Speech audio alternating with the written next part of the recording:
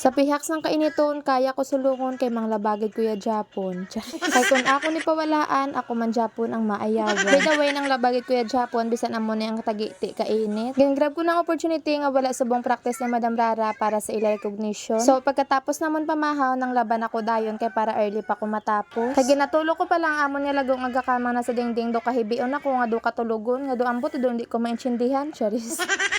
Ginuna ko na nagali nga laban among mga puti namon na ginhuluman ko last day. Naglaba ko gali sang amon mga puti nga bayo ginahuluman ko gid ni sa uksali. Kay para makuha ang mga yelo-yelo sa amon nga bayo. Samtang gapanghalay ko gakabatsagan ko gid ang kasakit sang init sa akon nga panit. Kag kung may baba lang ning akon nga panit naghambalan ni Sagina pa sa akon nga agay kainit.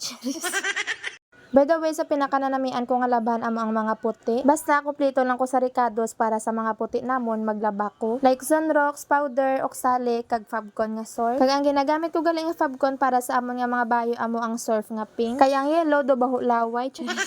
Diri na lang tadanay. Thank you for watching. Bye. Mwah.